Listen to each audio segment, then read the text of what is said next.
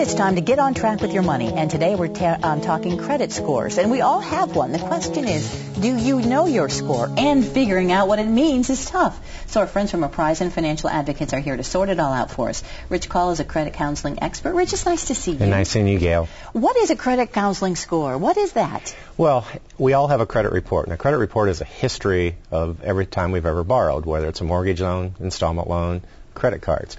And the credit report indicates all the history of that's happened. Well, the credit score is a risk measurement of seeing how you've handled those obligations.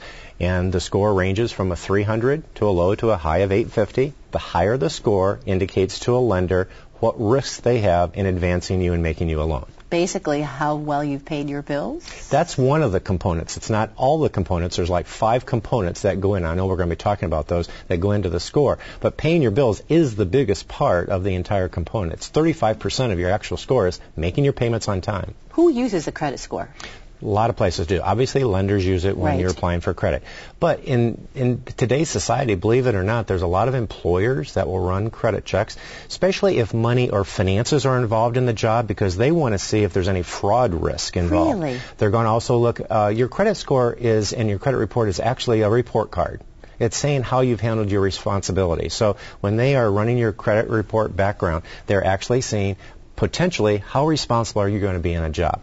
Auto insurance companies run credit scores because there's a trend line that says how you follow the rules of paying your bills on time indicates whether you follow paying or driving your car correctly and following the rules of the road. It's kind of scary, actually, because there's lots of people that are looking at these numbers. And sometimes people Yes, there don't are. even know their own numbers. There are ways you can find out for free. Absolutely. Well, you can get the free part. You can get your free credit report. Now, the free credit report's at a website, www.annualcreditreport.com.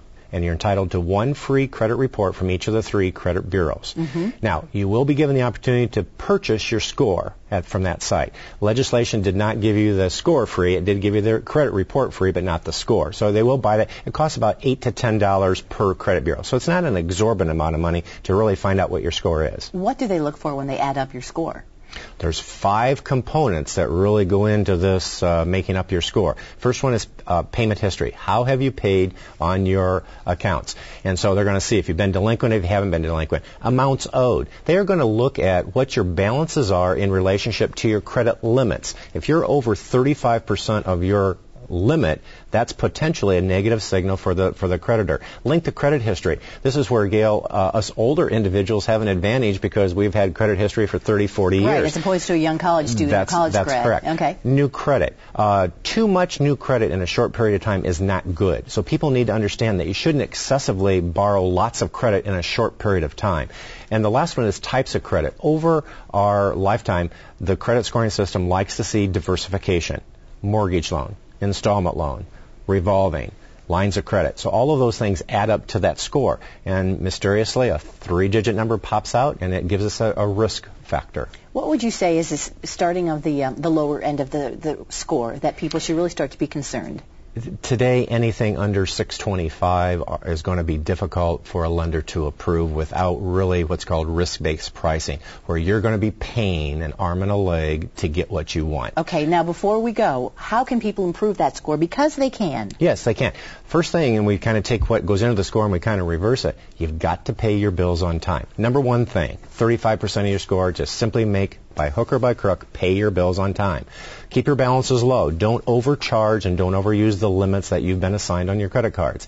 Only apply for that credit that you need, because remember, too much credit in a short period of time is a negative signal to the credit scoring system, so only truly apply for the credit you need. And last but not least, any errors on your credit report could bring down your score. So you need to check that credit report faithfully to make sure that everything is pristine and that you're going to be rated the highest score to get that best rates around. This is such good information, Rich, and I know there are folks that could use your help at Apprisen. You can help guide them through this process. Where can they get a hold of you? Yes, they can certainly come into our office. We're at 4500 East Broad Street. They also go to our website, www.apprisen.com. They can give us a call, 800-355-2227.